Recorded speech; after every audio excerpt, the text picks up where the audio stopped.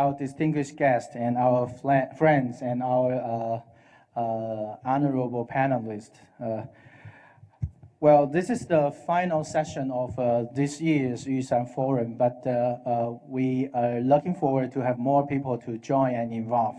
Although this session will discuss the youth dialogue, the young leader session, but I would like to explain the range of the young leader in the very beginning.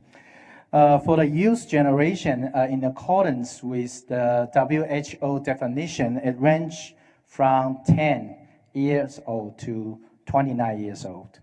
And for the UNESCO's definition, it ranges from 15 years old to 24 years old. And for the World Bank standard or criteria, that will range from 15 to 35 years old. So, but according to my personal observation and to one specific survey, I find that it's a very interesting definition for this ranging issue from 15 to 64 years old, meaning the young generation. And after 65, that will be a senior young generation. So I think it's not limited to those under 35. As a participant and all our panelists, although we have a very young representative as an undergraduate student, but the founder of the ASEAN Youth Association.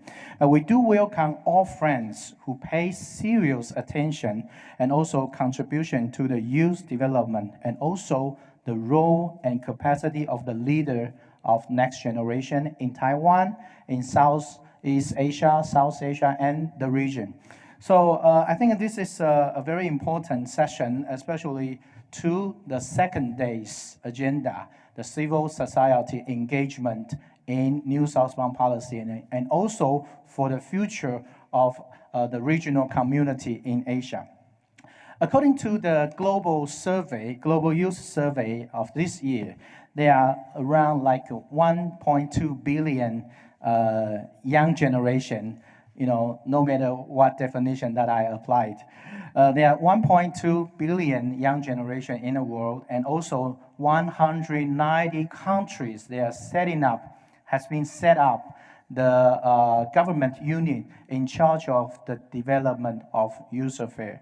So this is a very important trend for the region and also for individual country to pay attention to the youth development and the next generation leader.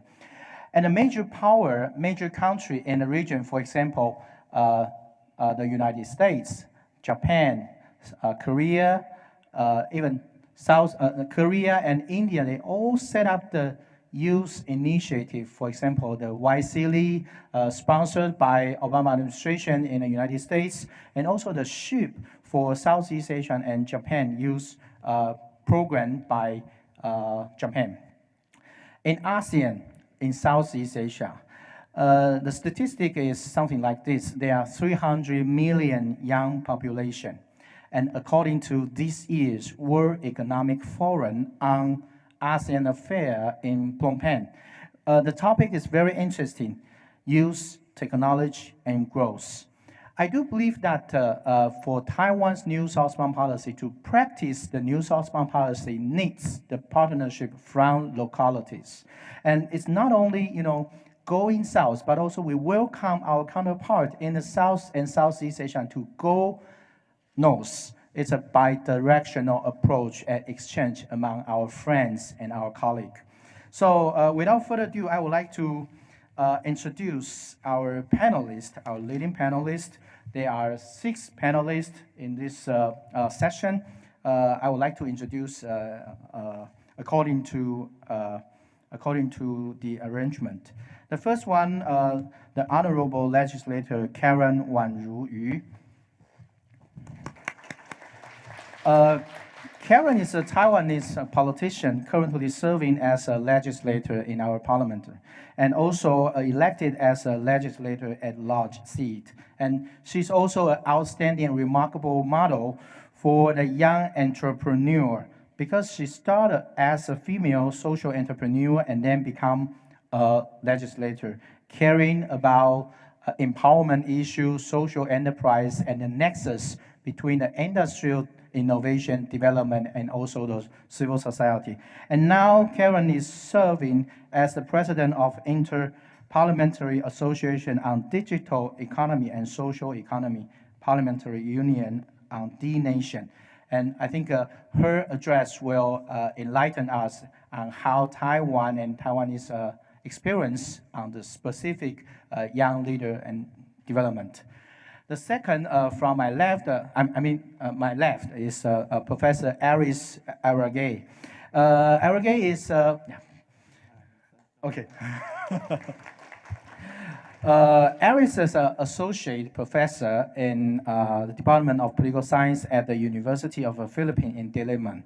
And he's also my very close friend in the track to diplomatic networking in Asia Pacific. We attend different sessions, different study group in the CSCAP meetings. And he's now a fellow of Strategic Study Program of its Center for Integrative and Development Study, which is a new think tank and is going to launch more projects in partnership with the regional institution and think tank, either in Taiwan and also in Southeast Asia.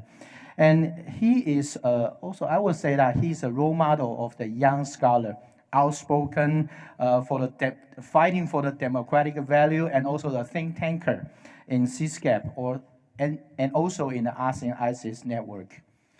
The second to my right is Carrie Tan. Carrie is from Singapore.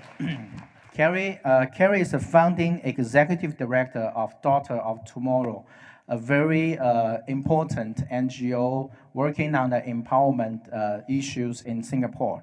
And actually, we discuss a lot on the similarity of Taiwan and Singapore in facing the aging society and also some human empowerment in providing the service for the aging society issues. And she is also the YC representative of Singapore, and to be mentioned, actually has been mentioned by President Obama many times in some key speeches. So the second to my left is Miss Lutfiya Al-Qarani. She is a student of international relations at the University of Muhammadiyah, Madam, if I correct, okay. And actually, she's very, very active in the regional networking and also work for the community empowerment work since 2007. And also, she's the co-founder of the ASEAN Youth Leaders Association and become a young youth ambassador of ASEAN for Indonesia in 2017. I think her experience as an innovator to invite more students to participate in the Young Leader Program will provide a very solid case for us. And yeah. And the third to my right is Mr. Jamie Lin. Yeah, let's get a party started. Yeah. Okay. Jamie is a very important young leader in Taiwan, not only in the startup industry, but also a role model to encourage young people to, to follow up and to start up their own idea and to practice. And Jamie started AppWorks in 2009, and he's a founder throughout all his career and love helping young founders. So I think he's also the most influential young entrepreneur in Taiwan and also in the region. And last but not the least, I would like to introduce Kevin Chen. Kevin Chen. Well, Kevin Chen is the co-founder of one social enterprise NGO. We call that 140. And this is a non-profit organization committed to Southeast Asian migrant workers in Taiwan. And they provide capacity training for the startup, some small business when this, our economic partner going back to Indonesia or to Philippines, and then they can learn, they can start up their small business by learning some capacity building program here in Taiwan. And I think every month they will have different activities, the cross or intercultural activities, either in Taipei or in other cities. And his co-founder devoted a lot for the capacity building program and also for the multicultural education among the university. So I think today we have 6 panelists, and these panelists are from different fields, and I think we would like to invite them to share some notes on the development of his or her career and also her contribution to the insight to the vision of young leader in the making of regional community between Taiwan, Southeast Asia. So without further ado, may I invite Honorable Legislator Karen Yu to give us some remark. Thank you. Distinguished guest, Honorable Moderator, Honorable Panelist, it's my honor to participate in this panel. And because I only have 10 minutes, so I would like to give you a snapshot of the youth, how do they perceive the innovation wave in Taiwan and what they do to change the society in recent years. Before I start, I would like to introduce myself for a while, because like what Professor Yang said, I think I'm one of the story of these young leaders in Taiwan. 10 years ago, when I was very young, not like this time, you know. Right now, I'm the senior youth, you know. So when I was very young, I have a lot of passion about how can I change the society? How can I contribute to the society? Because I come from a very humble family, so I really want to help the poor around the world. In 2006, around 2006, this is the first time I know the model of fair trade. So I spent 1 year to visit the poor around the world. The poor family or the poor producers in developing countries, and to see how fair trade brings the impact to those families. And what I say about fair trade is that fair trade is an alternative trading system with a standard, social standard, which including labor rights, sexual equality, and kind of environmental protection, and so on. So when you do international trade with those poor producers around the developing countries, you have paid decent price to the producer to alleviate their poverty or to help them to empower the producers, marginalized place or marginalized producer around the world. So in 2007, when I came back to Taiwan, I set up the first fair trade business in Taiwan. And luckily, my small business went to IPO as a micro business. And our government gave us a lot of opportunity to sell our stock in the public market. And I got a lot of support from the consumers. So in 2015, because my experience, I quite luckily or successfully to run a small social enterprise in Taiwan market, I changed something. So the government asked me to help them to run the first social enterprise hub in our capital city, which is Taipei. I'm very honored and happy that I have opportunity to be in the first line of social innovation and the social enterprise development in Taiwan for a year. So in 2016, I was nominated by President Tsai Ing-wen as the legislator at large representing for DPP. I believe this has some meanings inside. What's the meaning? The meaning is that I have responsibility to transform this social enterprise value into public policy in Taiwan to wake up more social innovation or social change around the whole countries. So that's why when I became the legislator in 2016, I mainly focus on two issues. One is about the digital startup. It's about the digital transformation. Another is about social economy, social enterprise. That's the reason I'm really eager to push this two issues move forward. And as you know, in recent years, there are several revolutions in the Western country. The two biggest the first is the Revolution of Jasmine, and the other is the Occupy Wall Street. I believe all of you know that because of the digitalization contributes the new form of revolution in the Western country and also in the Eastern countries. For example, like Taiwan in 2014, we have Sunflower Student Movement. What is Sunflower Student Movement?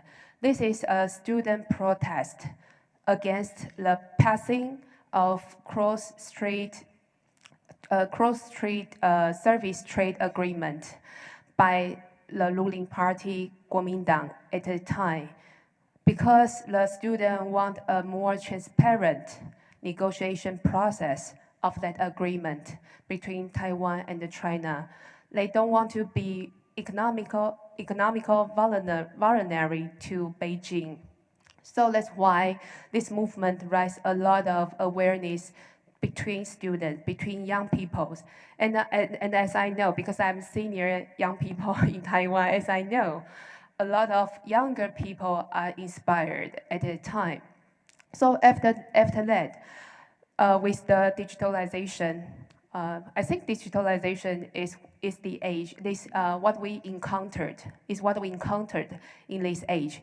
It's a really big issue to our government and the whole society, because we need to catch up the digital transformation, and also to encourage the young people to use this force to innovate the society. So after the Sunflower Student Movement, I asked a lot of young people. They want to set up their startup. They want to become the startups, entrepreneurs. And to do business, they have different meanings to when they're doing business, which means when they're doing business, they want to create more meanings outside of their business. I would like to take several examples. First one is the startup iChef. iChef, they provide POS system in cloud. This POS system can help the independent restaurant calculating, scheduling, placing order quickly and conveniently. And to the founders, I asked them why they want to help the independent restaurants rather than big chain store or big company or big groups, because they think there exists the gap between the big company and the small business. And they want to empower the small business to level up their digital ability to shorten the gap between the big company and the small business. That's the meaning of their startups. And I would like to introduce the second one. The second one is a startup called Simple Info. Simple Info is a very interesting startup in Taiwan, because those young people, they want to contribute, facilitate communication and the conversation between in the society between two opposing sides. For example, recently we have a big argument about the sexual equality. I guess maybe you know that. And people have different definition and opinion about that issues. And Simple Info, they find there is a gap between different people, information gap between different people. So they want to transform those information into very simple graphics or simple pics to stress the importance of this issue and to shorten the communication gap between different respects. So To them, it is very meaningful to help to facilitate the communication in the society. And the third example, I would like to introduce a young lady. This young lady graduated from the MA of Industrial Design. And she returned back to a rural place in Taiwan, a very, very small village. In that village, there is a dying out traditional hand-waving industry. And a lot of middle-aged women lost their job opportunities in that small village because that traditional industry is dying out. So he redesigned the whole value chain and trying to create a new business with a new well-designed products and selling on Facebook. And it's quite successful because he created a lot of new jobs for the local women in that village. But of course, there's still a lot of challenges in front of her. Why I mention these three short samples? Because I would like to stress that after the Sunflower Student Movement, it's a big milestone. I see there's a lot of young people, they want to democratize the capital market. They want to change the business world. They want to do more to change their society by different means. So to set up the startup is a vehicle for them to transform the society, to re-innovate the society. And of course, I would like to stress more about the social enterprise history in Taiwan. You can see since 1990s, we already have a lot of NGOs want to alleviate the poverty issues or unemployed issues in rural place. And in 1999, we have a big earthquake.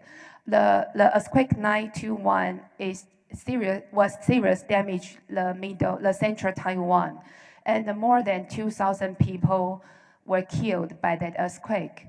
And the government trying to collaborate it with the local community to rebuild their economic system. So we have really good support, grassroots force from bottom to top to support the social enterprise development in Taiwan. So to me, as a DPP members, we are a 30 years old parties in Taiwan.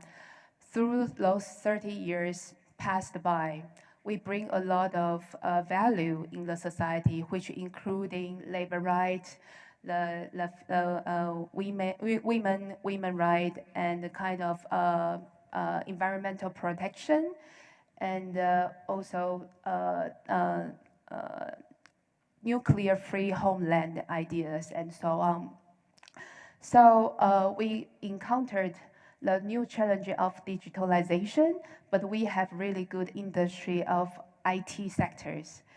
And also we have a really good social capital in Taiwan. So I believe that with those new force, the young leader can be empowered by the government, by the society, by the new policy. So as a legislator in Parliament, I try to set up a kind of social enterprise promotional act or kind of new regulation to help to facilitate the better ecosystem for startup in Taiwan. That's a short snapshot for you to understand the wave of young leaders in Taiwan. Thank you very much. Thank you, Honorable Yu, for sharing the insight of how to wake up the social change in Taiwan. I do believe that this experience has been shared not only in Taiwan, but also in the rise of the Asia. So the social transformation is the driving forces for for providing the young leaders capacity, more capacity and new chances. So I think I personally benefited a lot and impressed by the wake-up idea of the social change. So secondly, I would like to invite Professor Arugay for the remark. Thank you, Alan. Do it. Okay. Good afternoon to all. Thanks to Prospect Foundation for the kind invitation in this historic event. Alan was correct. We have participated in several fora in the region, Track 1, Track 1.5, or Track 2. It's a joy to see a good idea, a Track 2, Track 1.5 regional platform in Taiwan come to fruition. It is great to have another venue for conversations on cross-cutting regional issues, particularly in these interesting and uncertain times. I'll spend my 10 minutes talking about possible ways to engage, nurture, and empower the youth in the building of a regional community. But I do want to focus my 10 minutes on the importance of an engaged and empowered youth in propagating and promoting democracy in all of its diversity in the region. Now you may ask, why democracy? This question has become more salient given the perceived retreat of democratic rule around the world from apparent threats emanating from neo-populism, neo-authoritarianism, fascism, a lot of isms, conservatism, nativism, and historical revisionism. In her New Southbound policy speech, President Tsai Ing-wen yesterday mentioned the importance of progressive values. To my mind, there's no doubt that democracy and its related principles form part and parcel of these so-called progressive values. At the end, why are we pursuing innovation and progress? To whom are we innovating for? To what end is progress being pursued? We might have different answers to these questions. We might have different constituencies that we serve or that we try to help. But in the end, I still believe that democracy offers the best possible framework to arrive at mutually agreed goals. In this sense, democracy is both a means to pursuing goals such as innovation and progress, but at the same time is an end in itself. And this is where the value of democracy lies. Maybe you may ask, how would the youth run the region differently from today's leaders? From issues like environmental protection, geopolitical uncertainty, human rights violations in neighboring countries, how would young people tackle national and international issues? One thing for sure, they don't want to become total clones of the previous generation. They have their own thoughts, and they have their own ways of what needs to be changed and what needs to be maintained. The youth will always play a critical role in the future of the Asia-Pacific. The Philippines, in particular, has a very young population. This is also projected in Southeast Asia. It is a relatively young population who are demanding, impatient, highly skilled, technologically savvy, and globalized through their knowledge, innovative imagination, and assertiveness. If you will look at the population of ASEAN, almost half of its 600 plus million people are below 30 and therefore falls into the definition of what is considered youth. The key is knowing their values, their priorities and concerns, and how to gain their trust and confidence in their future. Next slide, please. Okay. As a political scientist, I normally use these three concepts: exit, voice, and loyalty. At present, demographic and social transformation in Southeast Asia have no less largely outpaced current institutions and setups on ways of doing things. The young will always want their voices to be heard. However, the young are also impatient and can exercise exit in existing setups and institutions that do not work. We often say in Track 2 to ASEAN leaders that your version of ASEAN might not be the version of the young people today. And there is no point of you forcing your own version of ASEAN the norms and principles that drive ASEAN today may not necessarily be the ones that will drive ASEAN in its next 50 years. However, the youth can be loyal, especially if they own the process of which mutually goals are being pursued. So the key is getting their loyalty. Well, the key is first getting their attention, and then you get their loyalty. As a scholar and observer of politics in the region, I believe that democracy remains the most appropriate political framework to engage the youth. Unfortunately, democracy has not been firmly established in Southeast Asia, though it is pretty much vibrant in Taiwan, as we would see from, well, that's YCD. I can talk more about that a little bit later. But can we show the data from, next slide, please? Yes. So if you notice, there is no free country, according to Freedom House, in Southeast Asia. Most of the countries are ranked as not free or partly free. But if you notice at the last country, Taiwan, is a free country and has always been for the past 10 years. Taiwan could then be the oasis of democracy in the larger region of the Asia Pacific. And this means a lot, especially when Southeast Asian democracy itself is being attacked in several countries, including my own. My own research on democratization identifies the power of social mobilization in addressing democratic deficits in political institutions in Southeast Asia. My own participation in think tank activities for a decade or so and track to diplomacy in the region has emphasized the importance of societal pressure in the pursuit of accountability and in defending democracies and its norms like human rights and the rule of law. As a younger, although I don't fall within the below 35 definition, I benefited from the opportunities provided by my senior colleagues engaged in track to diplomacy. I had democracy scholars as my idols. When I was in graduate school, I was reading works of professors that included Professor Michael Shao. They provided the model that democracy should remain a conversation in the region. However, you might ask, whose democracy? Is there one version that we just want to copy and export? Should we just export the Taiwanese model? I believe that in itself is subject to a conversation that should be a democratic process itself. Next slide, please. So if you notice, there is increasing, I'm sorry I'm using a lot of data because as a social scientist, we can't really have anything to hold on except empirical data.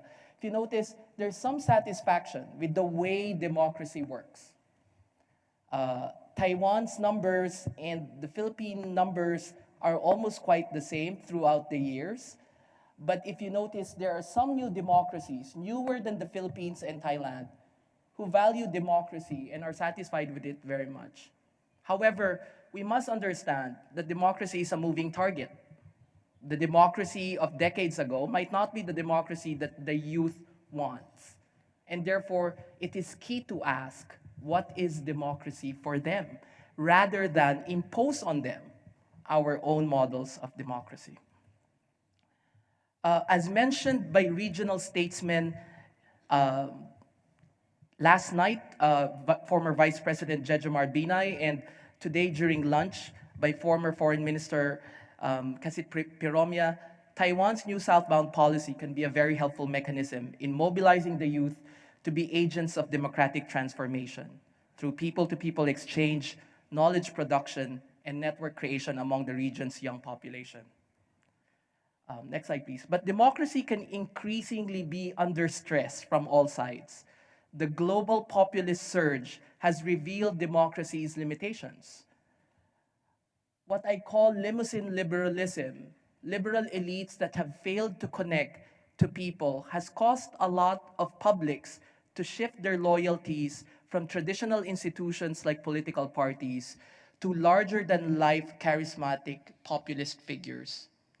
And let us also not forget that there is an increasing unraveling of some of democracy's foremost defenders in the region as well. What does this all mean? That perhaps we need a new generation of democracy defenders in the region. And we're not after big names or big personalities. Democratic defenders can come from groups. They can come from sectors. They can come from institutions that the young themselves built. We must also not forget that democracy is also under attack from violent extremism and radicalism. In the current siege in Marawi City, in southern Mindanao, where the Philippine government is fighting violent extremists, we found out that those who are in the front lines were young kids, as young as 12 years old. And they were radicalized at a young age. And this is where education comes in. But not just education, next slide please, not just any kind of education. It should not be undertaken in conventional ways that seem to be ineffective in the millennial generation. Having taught in the university for more than a decade, I found out there are more innovative ways of engaging the youth, using technology, pop culture. I teach international relations theory and I use Game of Thrones. That's the only way students will understand what the different theories are, because theories for them are boring. Visual communication is also important. My final point has something to do with embracing democracy in all of its diversity. There is no more, I think the time or the idea that there is one kind of democracy is already passé. What you have is a democracy that should be nurtured in all of its various forms. Cloning democracy is a thing of the past, and embracing its many versions that might come from different histories, different contexts, different present needs, and different future goals need to be deliberated, talked about, and negotiated. So, in which platform can we see all of this? And my proposal is this: that the Yushan Forum provide an avenue for young people to talk about issues like democracy, to engage their Southeast Asian counterparts, where democracy seemed to be still a conversation of silence rather than a conversation of active engagement. Let me end by saying that for democracy to thrive, its many versions need to be embraced, for it is only democracy that can empower the youth, who will in turn nurture it for future generations. Thank you very much. Thank you, Aries, for sharing with us. Actually, this is a regional concern and also some kind of a transformation from within. And thank you for sharing with us the value and actually the need and desire for change. And I do find it's very interesting that probably we can consider to have a young leader program in a framework of Yushan Forum in the forthcoming future. So the third panelist is Carrie Tan. So let me invite Carrie. Thank you.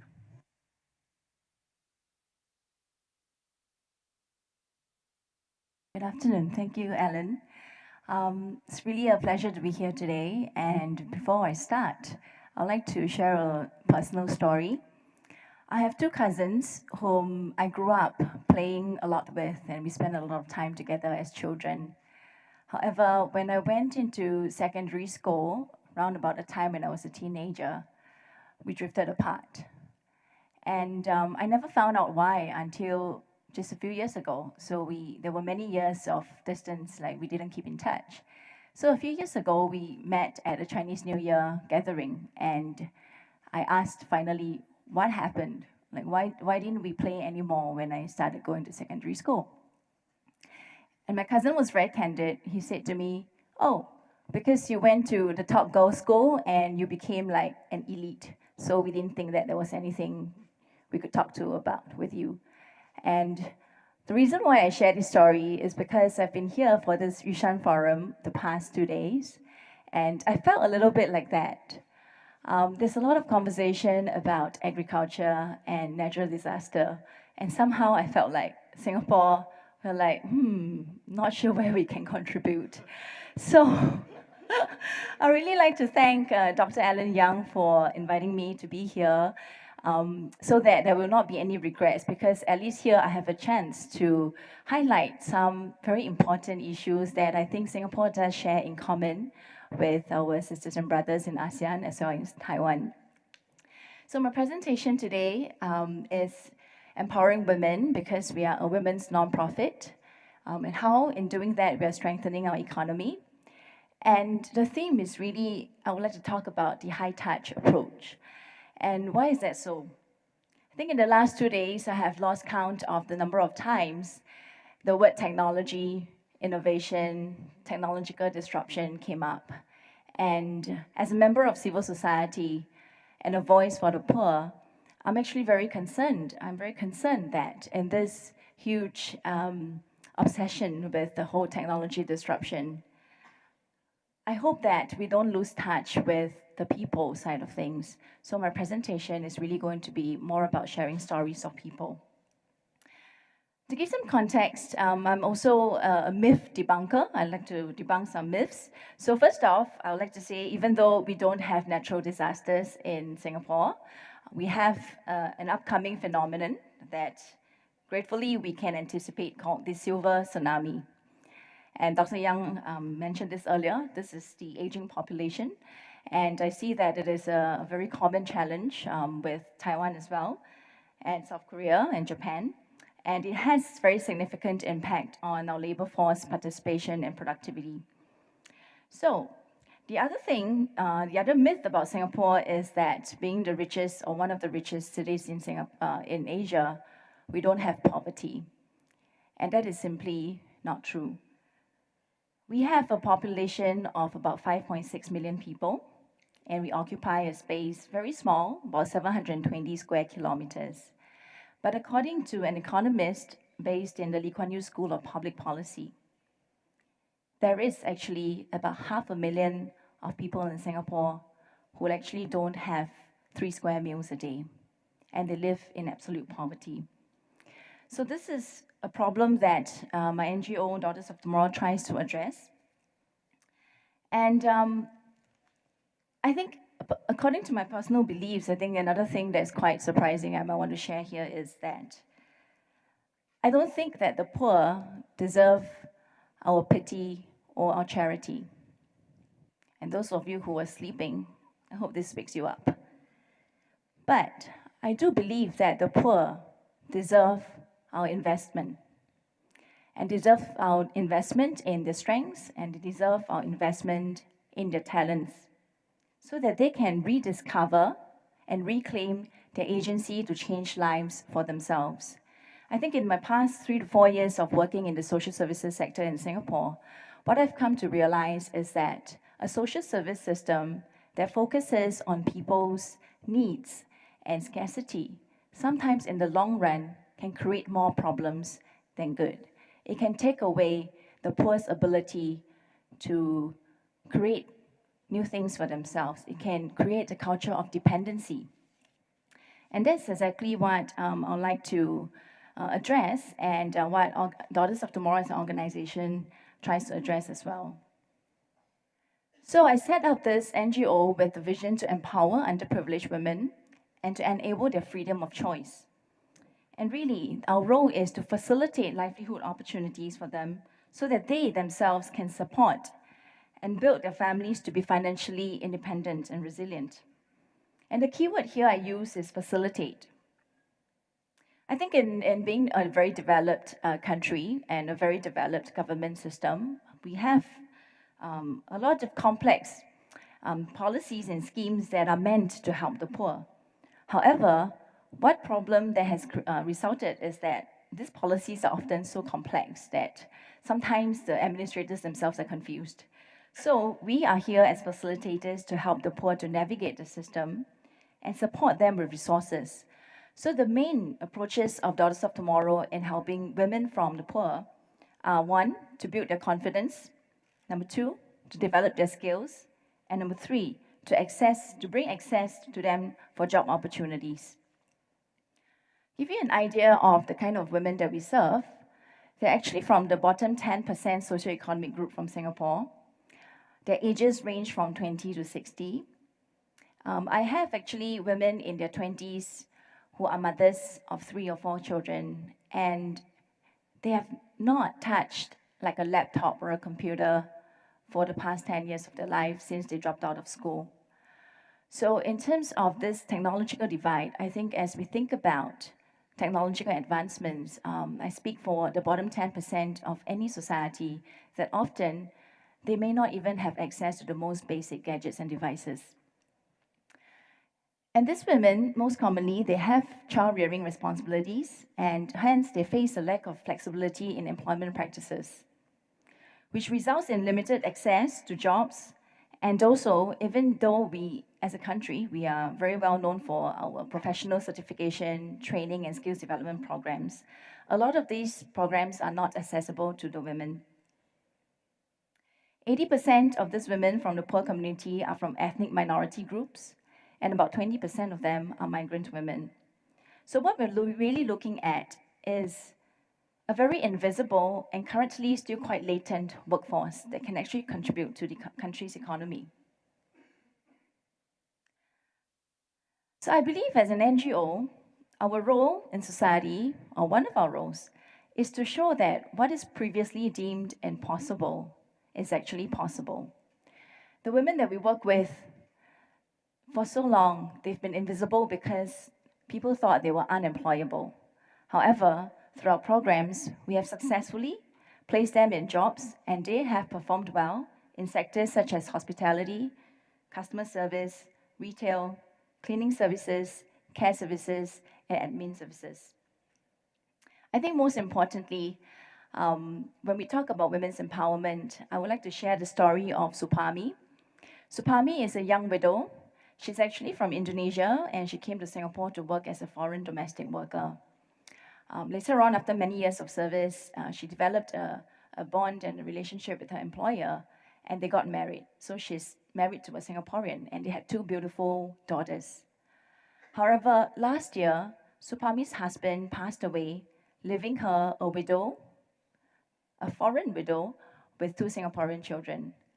And when Supami was referred to our institution, she was literally on the brink of suicide because she had no way of navigating the system. She was not sure how Sharia law worked in our country, and she was facing an imminent homeless situation, and she didn't know where to find jobs.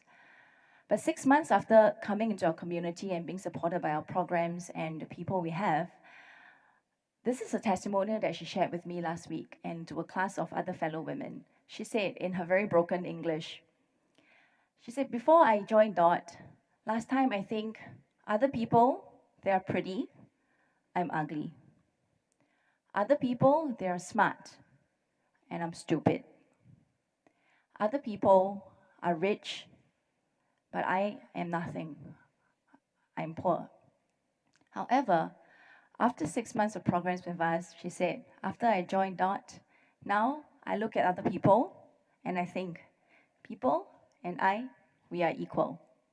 And that is the power of what we mean by investing in the potential and recognizing the agency of the individual, that they have what it takes to turn their lives around. Supami has since found has found a sustainable job in the F&B sector. So Daughters of the Moor's role in Singapore, we really try to forge collaboration across the sectors for common good.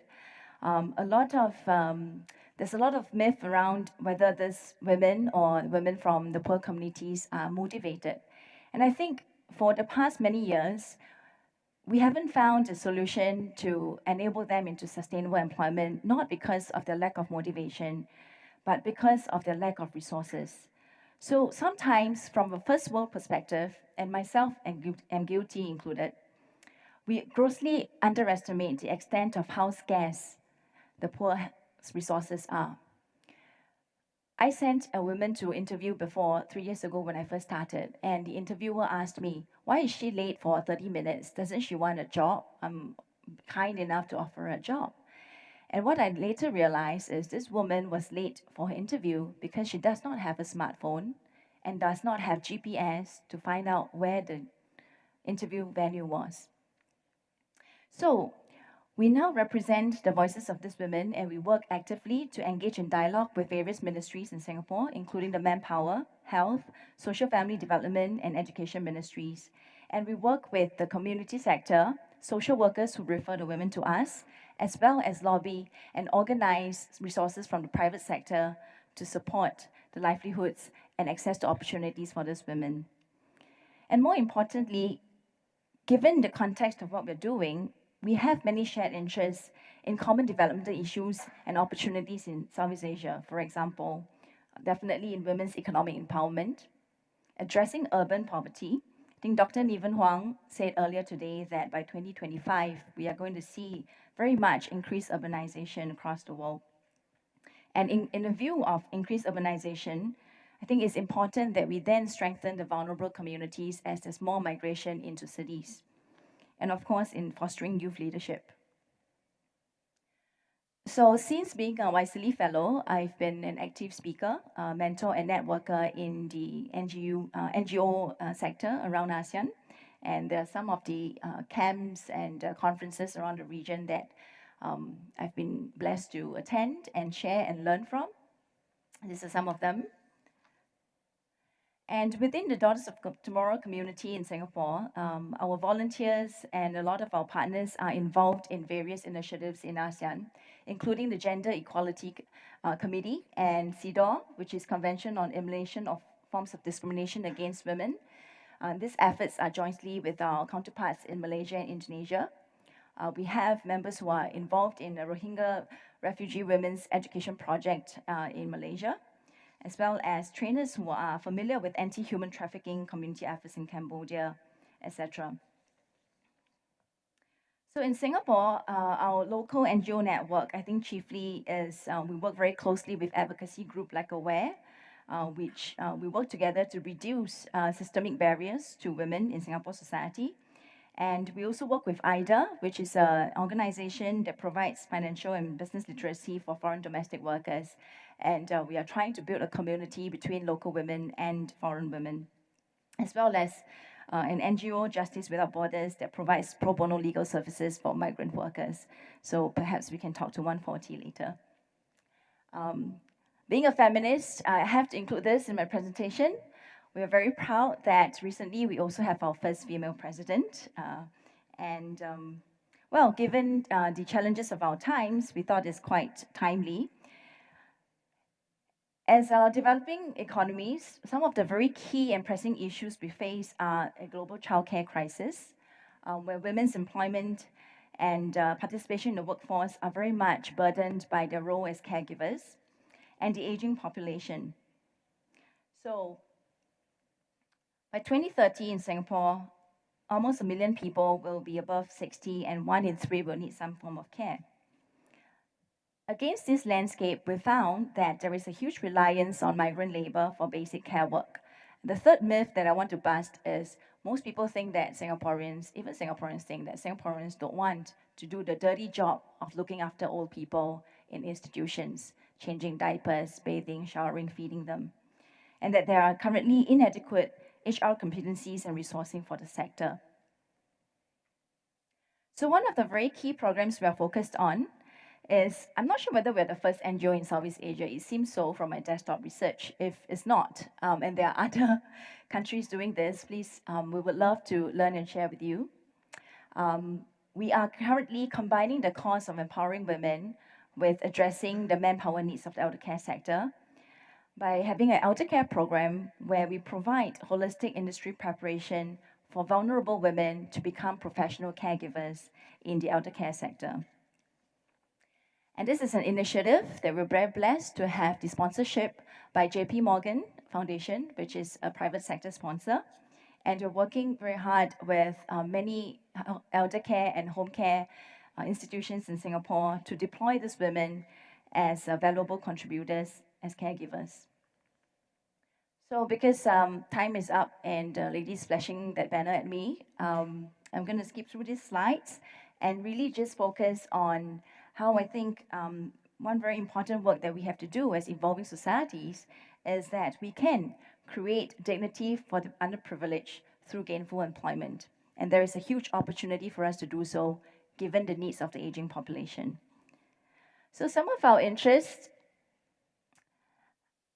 and where we would like to have more mutual learning with Taiwan and ASEAN about, is really on exchanging best practices on tapping the women's workforce effectively for elder care, to explore healthcare models in view, and of course, to continue or to enhance or deepen our gender equality advocacy competencies by exchanging best practices with one another, and in view of growing urbanization and possibly growing urban poverty and inequality, we hope that we can share and learn more together about community approaches to poverty alleviation.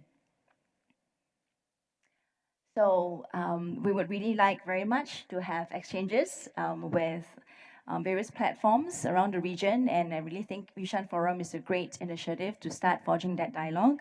And we hope that there can be talent in training and HR exchanges between the elder care sector in Taiwan and in Singapore, as well as other interested countries. Thank you. Thank you, Carrie, for sharing with us. I think the collaboration between Taiwan and Singapore may definitely come close the sector for the common good. And also, the Daughter of Tomorrow provide a very successful case for the private people, the collaboration program. So that will be one issue that maybe we can later we can address. And the Taiwan's Education Ministry has provided several project and program for our undergraduate student and our young student to assume the internship program in Southeast Asia and South Asian country. But I found out some of the issue that they moved to Southeast Asia and to be the intern in some voluntary group or voluntary civil society group. So probably we can encourage more students to be involved in the empowerment civil society group, or even some kind of advocacy NGO in the future. So definitely, Daughter of Tomorrow will be one of the important counterpart of Taiwan in the future. So next, I would like to invite Lutfiya for sharing your experience with us. Yeah, thank you very much, Dr. Alan. First of all, I would like to say thank you for the Prospect Foundation to invite me here to become a young panelist in this. This is my privilege. I can share to you all here. The world is becoming ever more advanced. The advancement of technology is following the progress of time. The globalization era makes, as a talk the large world, we are in the same so small and narrow. All because the availability of today technology. All seem to be very easy and reachable just by using the internet. This is also the force that compels the millennial generation to keep on moving. Moving a condition that demands the development and continuous innovation to produce results in order to make the world better in the future. Moreover, with the establishment of the ASEAN Community 2015, where ASEAN consists of 10 member countries in Southeast Asia region, in which the objective from the three pillars, there are politics and security, economic and social and culture. ASEAN, which was established in the year of 1967 in Bangkok, has brought about the great change that has been felt by the future generation of this world.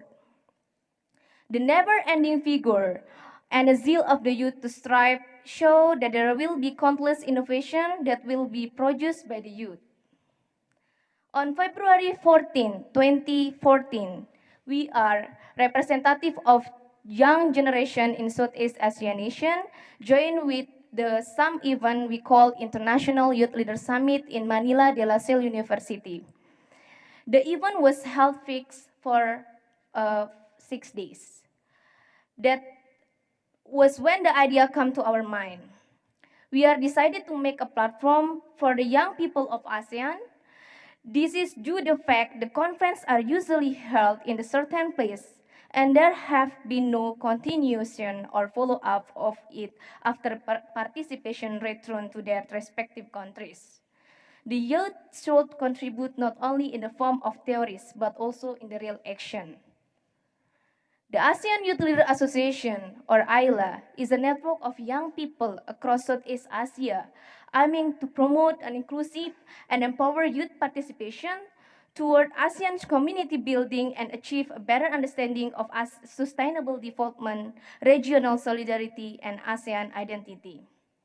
AYLA is recognized as a member of ASEAN Friendship Alliance and accredited by ASEAN non-governmental organization by the Committee on ASEAN Youth Cooperation. At that time, we didn't believe that we'd be able to establish a global scale organization due our physical distance between Indonesia, Philippines, Singapore, Thailand, and also Cambodia. At that time, there were 5 countries that initiated the organization that we call ASEAN Youth Leaders Association.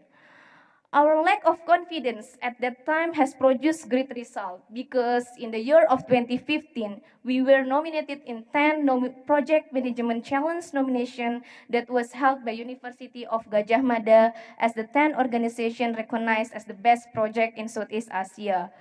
At that time, we achieved a 5th place. This achievement has made us believe this organization will continue on to develop in the future and will be able to contribute to the ASEAN countries. Of course, with the real action done by the young people.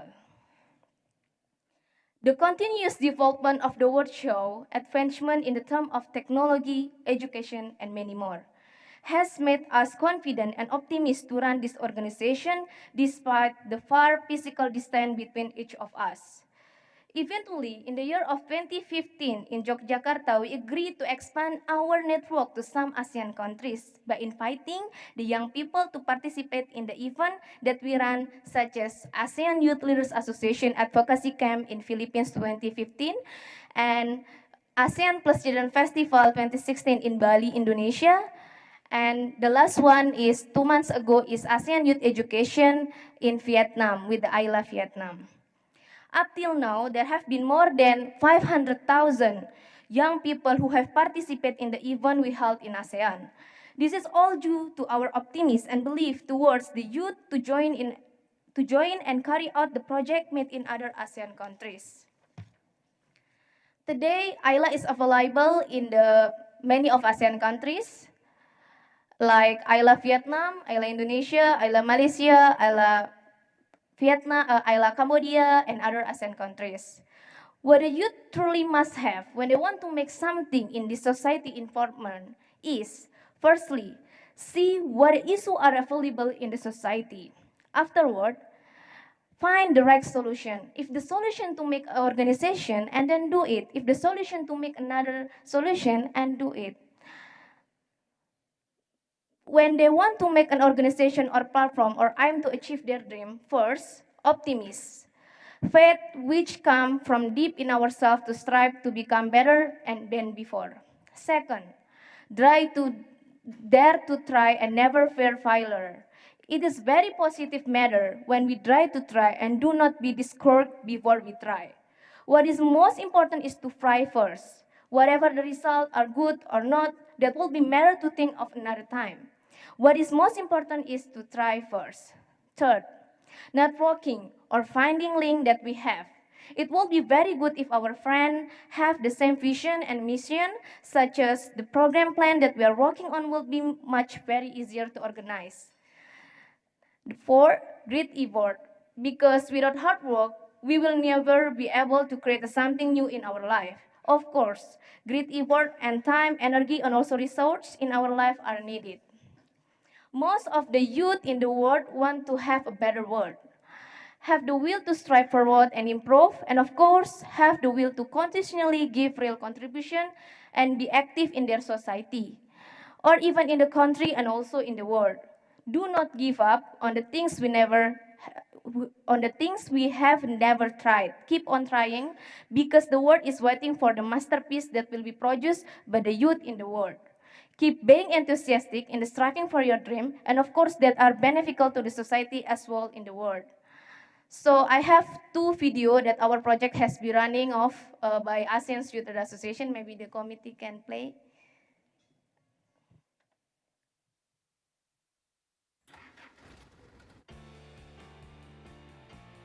This is our project from AYLA Secretariat in Philippines. We call it Scholars of Hope. And this project, we have already get some Tayo Award, the name in Philippines, held by some company in Philippines this year.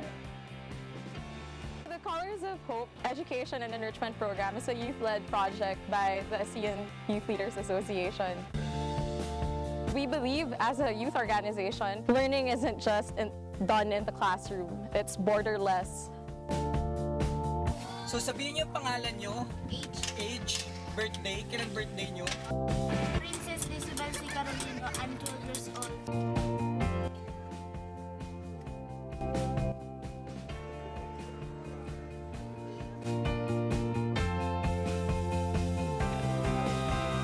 We pick a specific theme like reading, writing, mathematics.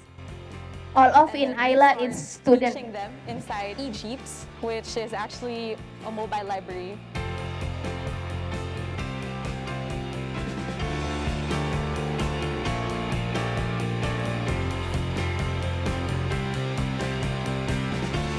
Pagkatapos po namin magbasa po dun sa jeep, nag-paint po kami. Nasayahan po ako kasi first time po at na-amaze po ako dun sa ginawa namin pagpipaint. Colors of Hope aims to create learning spaces out of public walls so that we may be able to bring quality education to those who are impoverished. Our concept focuses on the symbolic representation of our country and how it has developed not only its people but also the educational level we are having right now. And our aim is to bring young people at the forefront of transforming ideas into positive action. AYLA also aims for an inclusive and empowered youth participation towards sustainable development in Southeast Asia. Magpapasalamat po ako sa Colors of Hope dahil marami po ako natutunan.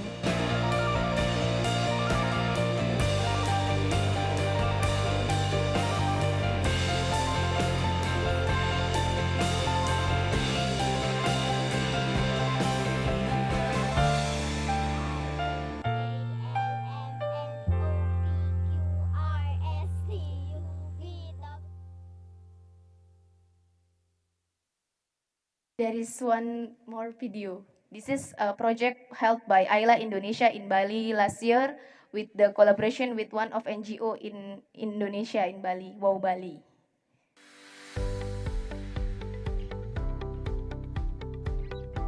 All of the students around ASEAN plus country join with this conference for apply for the registration. We got around 447 application around ASEAN plus country, and we only invite only 80 application because the youth have a great project that can sustain again in their country when they go back to their country. Can express their opinion.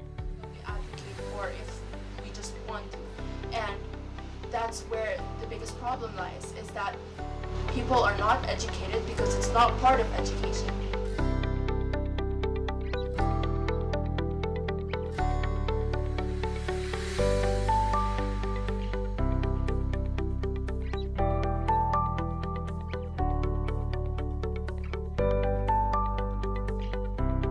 This action will help children to express their opinion.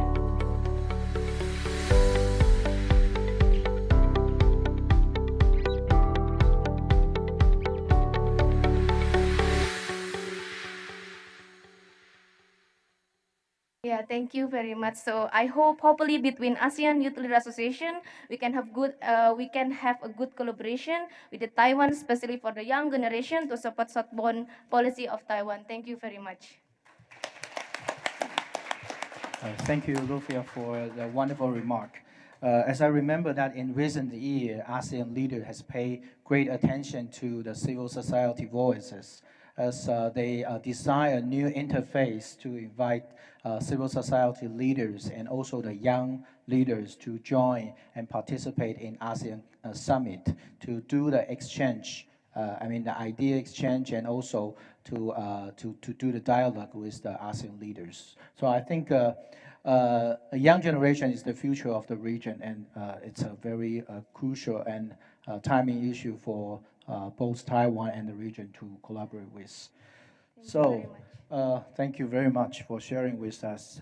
And now let's welcome Jamie to share the AppWorks. Let's rock. All right.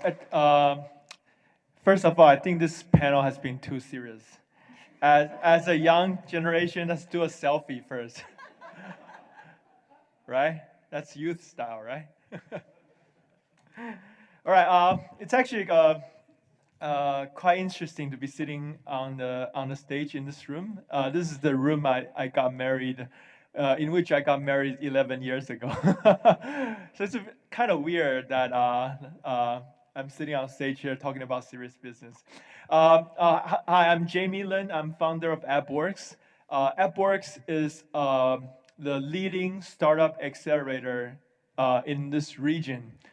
You may ask, what is a startup accelerator? Basically, I see most of you guys here are from the previous generation, so it'll be very hard for you to understand what that is. You can think of it, I'll use some analogy you can understand. So you can think of it as a business school for entrepreneurs. Okay, so these days, when you want to be a lawyer, you go to a law school. After you graduate, you become a lawyer, right? You get to pass the bar, become a lawyer. You want to be a doctor, you go to a medical school. After you graduate, you pass the exam, you become a doctor.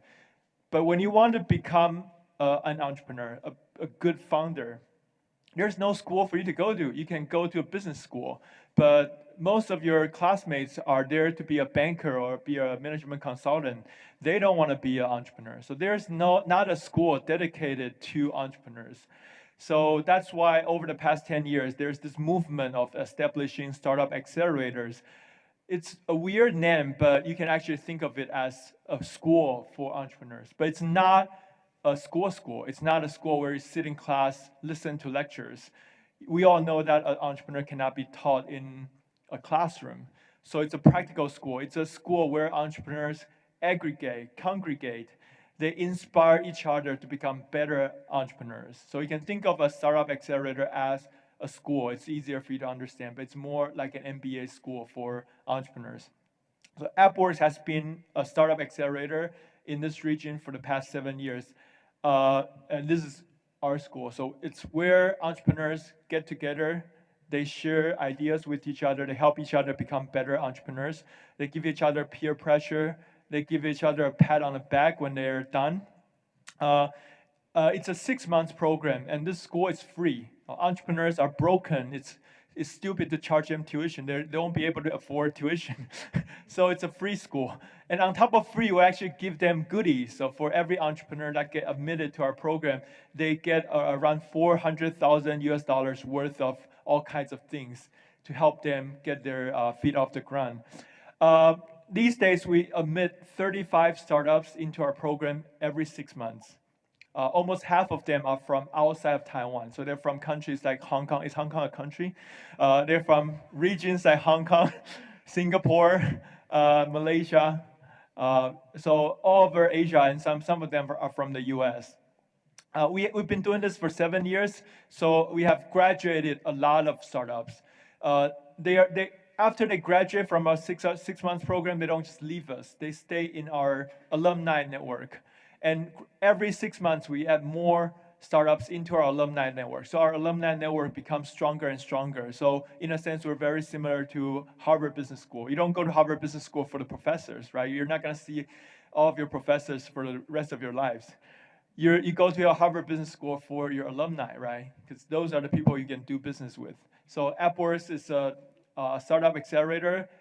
These days, we have one of the strongest alumni network in the region. Our total active startups in our alumni network is 320. So think about it, 320 companies doing business in this region. The moment you join the program, you can be connected to this network. 720 founders, their average age is around 32, so borderline youth. So far, they have raised $407 million US in total funding. They're valued at almost $1.6 billion US, and together they're pulling in $1.3 billion US in annual revenue. These numbers are growing every day, so it's hard to keep track of. We have together created more than 5,000 jobs among the 320 companies, so they're growing really fast. It's a strong alumni network. And if you take the revenue, for example, over the past 3.5 years, it's grown 40x. So it's a really fast-growing ecosystem. It's a regional network. So a lot of our startups have set up branches all over the region. So if you count their presence in the region, there are almost 300 local offices across the region. There are some examples, but given today's conversation, I'm not going to touch on the examples. I'm going to fast forward to the next thing that I want to cover. So I'm going to save 5 minutes from here and talk about some things I want to talk about. So first of all, I want to talk about why these regional startups come to Taiwan. It's not because of a new southbound policy. It's a stupid name. Like, what does southbound mean? Like, scrap that, please. I'm actually here proposing let's use a new name, the Greater Southeast Asia. So let's scrap the new southbound. It's selfish, arrogant. Nobody knows what that means. Let's use the term Greater Southeast Asia. Okay, so Greater Southeast Asia is Southeast Asia plus Taiwan. So why does Southeast Asia want to plus Taiwan? What do they get as a benefit of including Taiwan in the clique? So here are the few things I think Taiwan can offer to the region. First of all, we're the second biggest market right after Indonesia. Because we have been developing our economy for a long time, we have one of the biggest sort of retail industries and service industries in this region. So by including us in your little gang, immediately you add a big market to your economic collaboration. Secondly, in terms of digital market, we're even bigger. So we have an e-commerce market of almost $25 billion US, which would put us number 9 in the world. So we're the number 25th economy in the world, but our e-commerce is number 9 in the world, and it's bigger than all of Southeast Asia combined. So by including us, you immediately double your digital market. So that would be a no-brainer to do, right? And thirdly, secondly, we have a really strong education system. So if you look at the region, the 3 places where there are strong education systems are Hong Kong, Singapore, and Taiwan. But Hong Kong and Singapore, their education system is for the elites. So only few people can go to, people like Carrie can go to these good colleges. Whereas in Taiwan, our higher education system is for the mass. So our higher education system is not only good, cheap, and it's over capacity. So we're opening it up to all our Southeast Asian neighbors. You should come here to get educated. We have very good education system. Thirdly, we have very good engineers. So right now, all of this region are developing digital economy. And to develop digital economy, you need engineers. That's why Google just bought out 2,000 engineers from HTC, because even Google cannot recruit enough engineers over the world. They have to come to Taiwan to buy engineers from HTC. So if you want to develop a digital economy, you need engineers. Taiwan can provide a lot of high-quality engineers, cheap. Our engineers are cheap. 1/3 of the cost of Singapore. I don't know why, but it's a problem. Well, it's a long issue. We can talk about it later. Thirdly, that's second or third. I forgot. Anyways, we have a really good IPO market. So if you look at the region, Hong Kong has the biggest public equity market. Taiwan has the second biggest.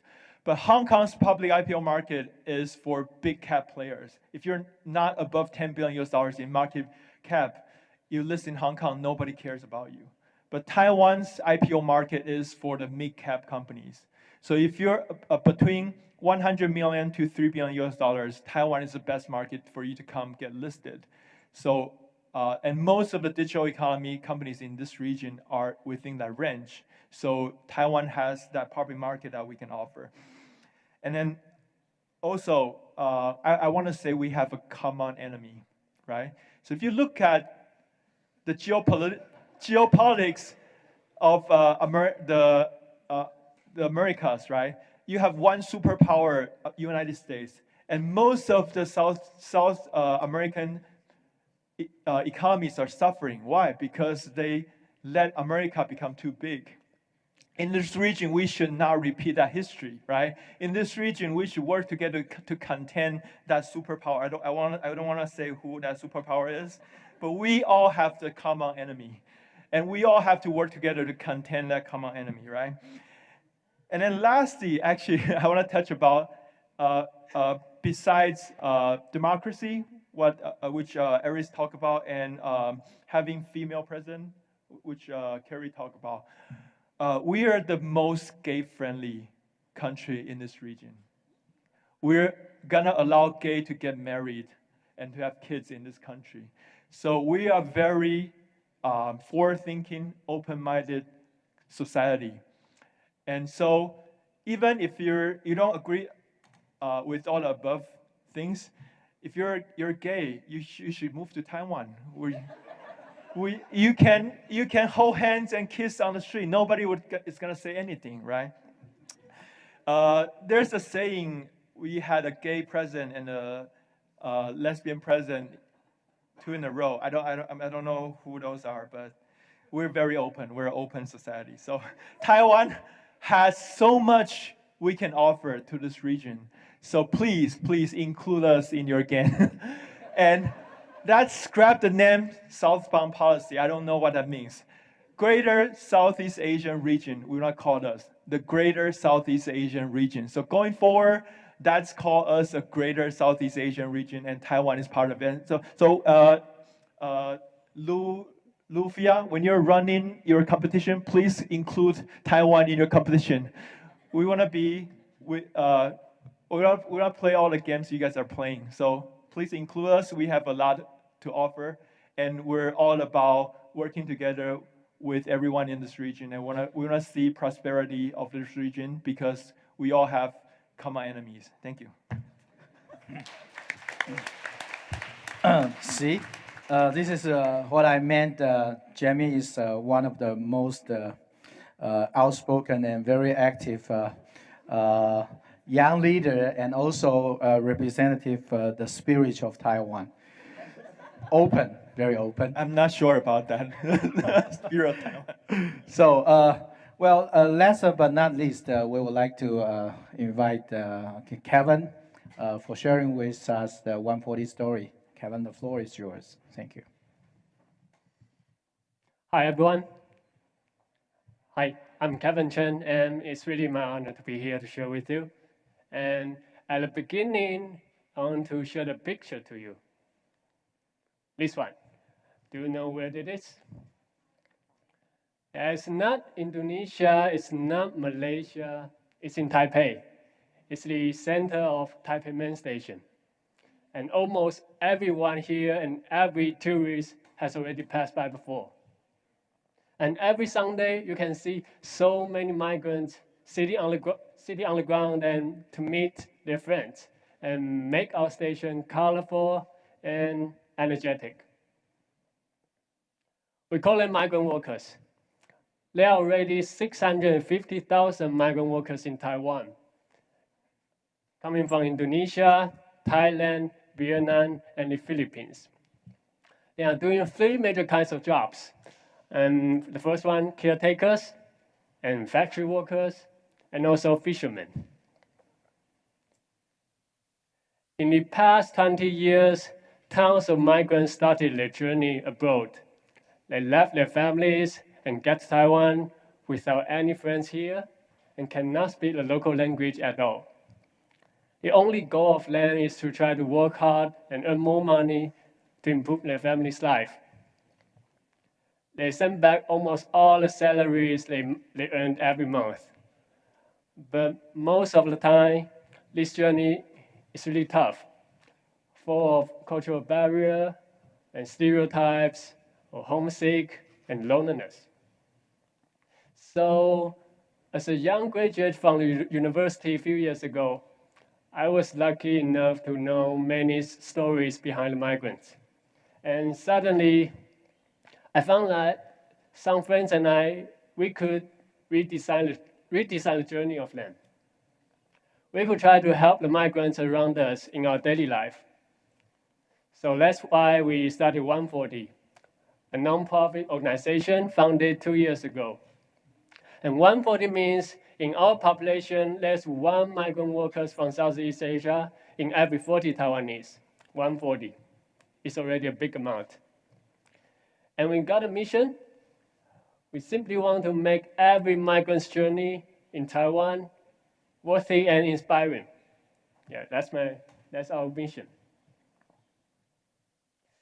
And then we started our first project called 140 School. Every Sunday, we teach these migrants some important skills, such as learning Mandarin, learning English, financial literacy, and business skills. We also have our online education platform. Nearly 100 videos, and each video we got over than 5,000 people to watch it on their smartphone. In other words, they can learn anytime, anywhere for free. And we also hold some cultural events over than 50 times. We invite local Taiwanese and the migrant workers to get together, doing some interesting things, such as cooking party and picnic, go to picnic in the park, and city tour, or some sharing stage like this, but not so serious, like sharing stage like that.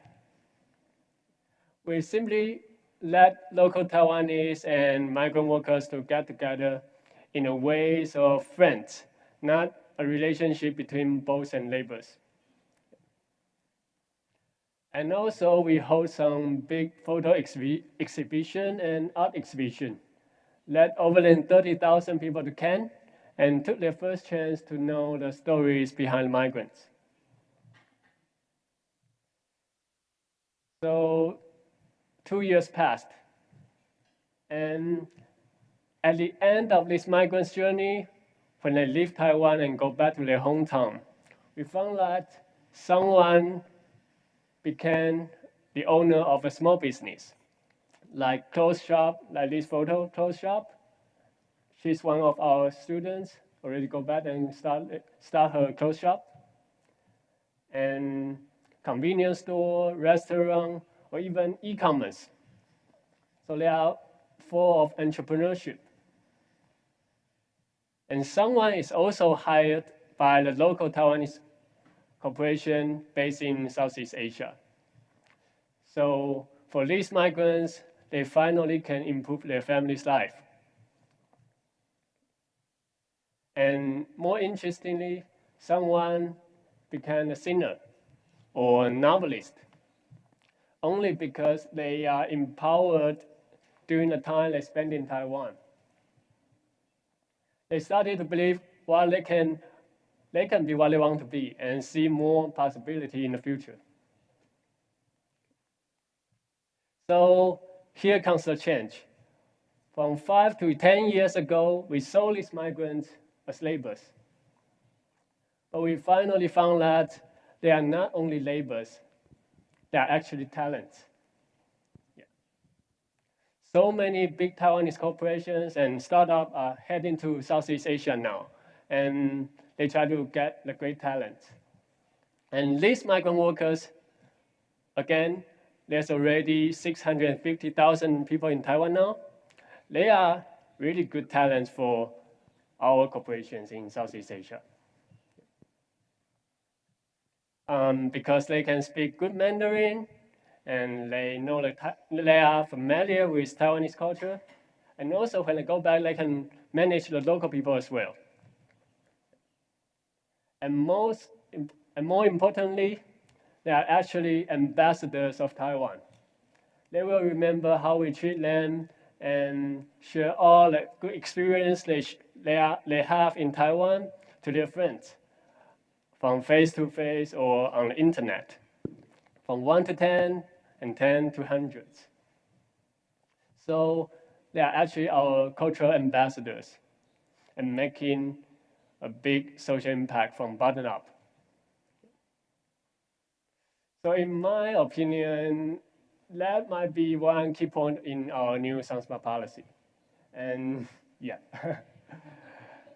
And 140 has already devoted to duty for more than 2 years. And we actually need more partners to join and make it real, creating more social impact.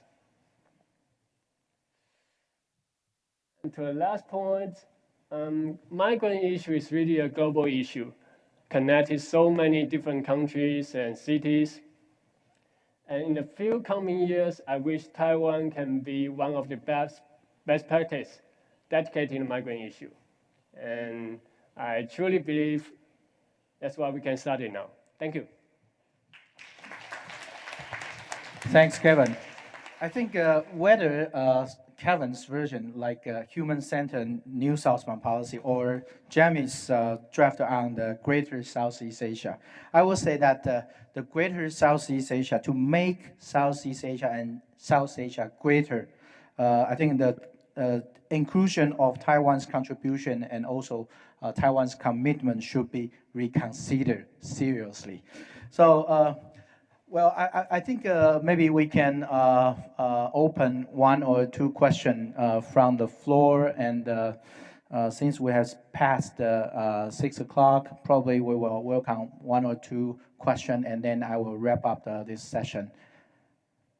May I invite any friend or colleague who would like to share insight with me? Oh yeah, please.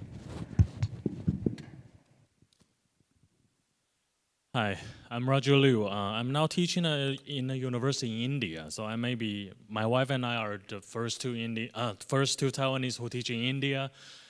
And well, we've been in India, this is our 3rd year.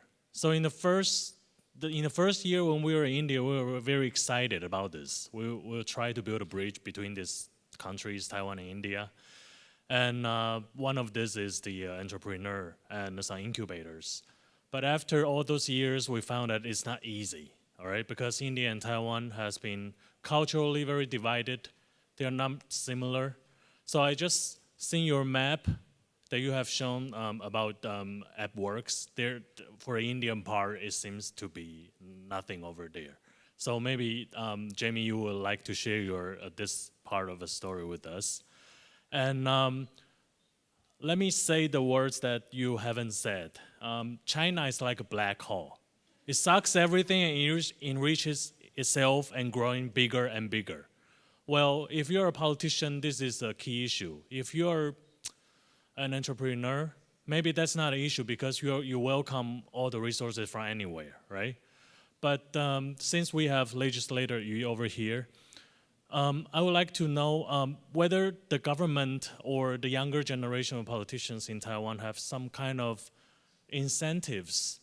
Can we offer some incentives for the young entrepreneurs of Taiwan so that they will be more brave to go to Southeast Asia countries or South Asia countries rather than going to China, because they have been providing a lot of benefits or special policies as part of their political plans to incorporate Taiwan. So under this kind of situation, what can we do? Thank you very much. So, say other, if not, I would like to invite our panelists to say a few words.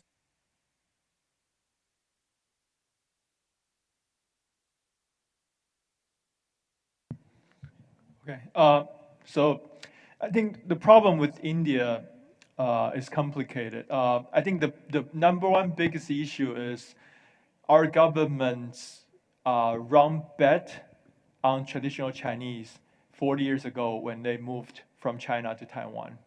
So as the world has developed, traditional Chinese is becoming a language that is becoming obsolete.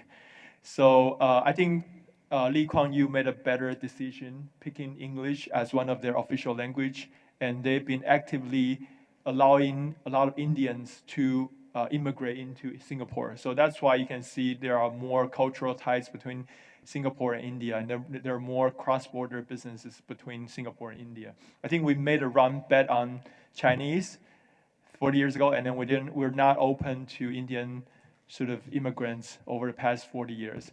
But with that said, it's still not too late to change. So I, for one, would champion that we make English our official language tomorrow. But it's not easier to say than done, right? So, but it's not too late to correct that mistake. I think we should try to reduce the risk of putting our eggs in one language basket. English is a more widely spoken language, and if our education can be more based on that, we can have it'll be easier for us to understand India.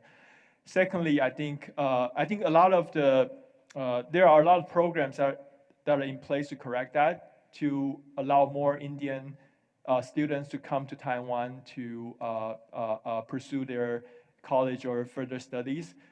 But then again, we need to be more open for them to stay and take jobs here. And then if we have that, then we have more cultural bridges between Taiwan and India. But those things will take decades to fix. So right now, I have to say we don't have any leverages or advantages in terms of letting our startups going into the Indian market. So that's unfortunate, but it is what it is. And in terms of China giving a lot of sort of incentives to Taiwanese startups, I would say that policy is actually has not been working well for China. The problem is, the Chinese economy is slowing down, and sort of the dividends of growing economy is running out, even for local companies. So smart people start companies. So many smart Taiwanese entrepreneurs have already seen that. So over the past 5 years, growing startups going to China the activity has been declining no matter what Chinese government does. So don't worry about that. Only the people who are trying to cheat that money go, and it's okay for Taiwanese people to cheat some money away from China, right? So don't worry about that. But I think in terms of helping Taiwan integrating into greater Southeast Asian economy and become a greater Southeast Asia economy, I think there's a lot of things the government can do. I think Karen can touch upon that. I just wanted to share a point of view with regards to this gap, current gap between Taiwan and India. Actually, I'd like to pick on what you mentioned earlier about I wouldn't say cheap, but high quality engineers from Taiwan, and how e-commerce is a huge market in Taiwan. And I think similarly, India has a very similar trajectory. They have very good high quality digital people and engineers, and also have a huge market for e-commerce. I'm saying I'm not a government representative, but I've also found in Singapore that the Indian diaspora in Singapore is very passionate and enthusiastic to contribute to the communities where they live and work in, and they've been very involved in humanitarian efforts and work in Singapore. So I guess, well, if you look at Daughters of Tomorrow as a common platform, we're very happy to welcome both volunteers from Taiwan and India in our work, so that we can create a bridge for dialogue and really look into the e-commerce thing. Yeah, or maybe cybersecurity, one of those things. You know, as of now, Taiwan's e-commerce market is bigger than India's. You don't know that, right? Lots of opportunities for exchanges. Yeah. To my point of view, I think that without any policy incentives, young people already move to Southeast region countries for example, I would like to take Singapore as an example. Singapore government provide a lot of policy incentives for entrepreneurs to set up the company in Singapore. And to me, seriously said, because Taiwan don't have a lot of official, relationship with those government in Southeast countries. So when we encourage small business or entrepreneurs to invest in those countries, there are a lot of risk of regulatory issues. It is very hard for government, Taiwan government or legislator to open the dialogue with those government officially. So that's the one of the problem. And I would like to share some observation because several weeks ago, I went to New York and visited some senators in the United States. And because at that time, North Korea would like to threaten South Korea. They want to use the weapon to threaten the South Korea. So a lot of senators I met asked me, well, how do you feel if the North Korea threat the peace in that region? But to me, I feel that the United States would no longer want to, take the responsibility as the safety guard around for the world, for the global society. So we are a doubt who will, compensate that vacuum in global peace. I have to say, as a legislator in Taiwan, I really feel afraid that one is the super big one, So it is important for countries around Southeast Asia, including Taiwan, to go together and work more together. Thank you. Thank you, our panelists. I think I would like to wrap up this session by providing 3 students and also 3 cans. I think the first student is, as we see from our panelists' remark, the young leaders as the driving forces and also the change maker should not be overlooked or ignored in the making of the regional community. And the second student is innovative engagement in people-centered front should not be discouraged among our counterparts. And the third one is transnational connectivity between Taiwan and the region for the common good should not be deterred. For the 3 can, I think echoing with today's main thing, the opportunity, the partnership can be enhanced because this is the value, this is the exploration of the value of being a human being, the caring society, and also the people-centered agenda. And that becomes some kind of a joint opportunity among our counterparts. The second can is the interperson relationship can be transformed to an institutional connectivity and also our network. And as mentioned by Jamie, by Carrie, and that will be the interface between different sectors and also between different expertise among our counterparts as well. And then finally, I think the new frontiers capacity can be explored, not only in traditional field like trade, market, and investment, but also that can be explored into like the new type of education, empowerment, startup, and that will facilitate a collaboration. So I would say that although this is the final session of the Yushan Forum, but we witness a new type of dialogue and interaction compelling with other regional dialogue or platform. And we do encourage more young voices, young leader, and the leader for the next generation to join the forum and also to share with us their insight and their expertise. So before I hand my microphone to President Lai, may I call upon our colleague from the Prospect Foundation, from Center for Southeast Asian Study, and also from Taiwan Ed to come to the conference room. I think during the past months, they have contributed a lot, sacrificed every holiday every leisure time and family time, just for the making of the Yushan Forum. Now, I just count, we have 126 participants left in the final session. That is a remarkable, presence for all this kind of a regional forum for 2 whole days. So please, if I may, in capacity of this moderator of this session, I think there are some more colleagues still and outside. Yeah. May I invite all of our participants to thank them for their contribution and their hospitality. Thank you very much.